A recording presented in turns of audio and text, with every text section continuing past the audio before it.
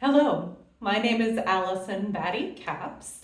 I am a marriage and family therapist licensed in the state of Oregon, living in Altea, Spain. I'm also trained as a yoga therapist and a Reiki master, and I integrate those modalities when I work with clients. Today, I wanted to talk a little bit about spiritual awakening. As the world is full of individuals interested in spirituality at this time, and there are many teachers out there talking about spiritual awakening, and I thought I would add to the conversation. So I believe that any human being can have a mystical experience. In 2008, I was invited to attend an energy healing at a psychic school and had a meditation teacher guide me through a meditation. And in that meditation, I had an experience where I felt a beam of white light fill me, and at that moment, I felt like I was seeing the world through the divine's eyes, and everything was interconnected, everything was full of love and light and peace and calm, and it was so beautiful and so profound. Of course, I didn't really understand what I was experiencing at the time, as the teachers didn't really talk about what spiritual awakening is. And at the same time, I saw parts of myself that had been exiled from childhood trauma kind of come to the surface, and I began to have the experience of spiritual themes and my childhood trauma kind of intertwine, and it became really disorienting and really confusing.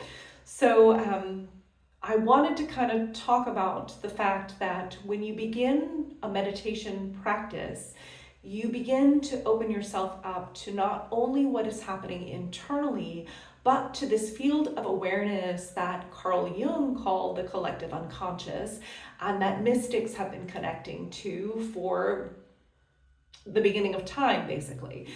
So I wanted to kind of warn you that if you are new to meditation, or if you are experiencing experiences that are hard to make sense of, I invite you to find a teacher who is trauma informed. It is not uncommon when you begin a meditation practice to open up to experiences that have been hidden from your view. As you begin to slow down and pay attention to your inner awareness, you become aware of parts of yourself that have been vying for attention. You also can become aware as you begin to create theta waves and beta waves and alpha waves from meditating. You can become aware of this field of the collective, and you can have experiences of the spiritual nature that can be hard to make sense of, especially if you have a history of trauma, especially if you have had a history of violation of autonomy, either physical body autonomy or mental emotional autonomy, or even spiritual autonomy if you were raised in a conservative faith. These experiences can be quite overwhelming and quite disorienting.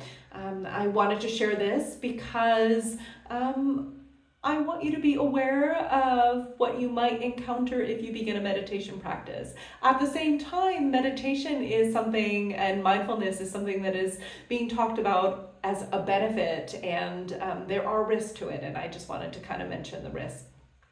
My upcoming book, The Divine Within, Healing Ourselves to Heal the World, not only talks about my lived experience with a spiritual awakening that became a spiritual emergency and how I overcame those experiences by using mindfulness and meditation and Reiki and depth psychology and internal family systems to understand myself and to develop boundaries with myself and the spirit world. And how I was able to use those tools to heal myself. My book is a step-by-step guide that helps you to develop mindfulness skills, develop a meditation practice, develop a connection to these parts of yourself that are needing healing and help and support, as well as to develop a personal relationship with the energies that exist in what Carl Jung called the collective unconscious.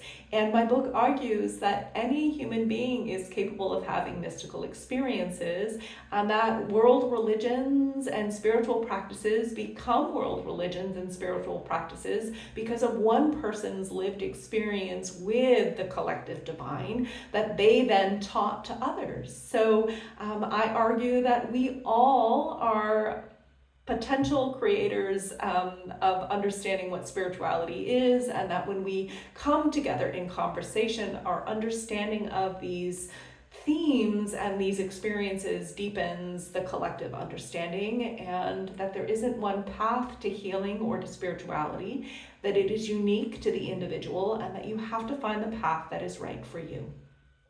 Thank you for listening. I wish you all well on your journey of healing and integration. Take care.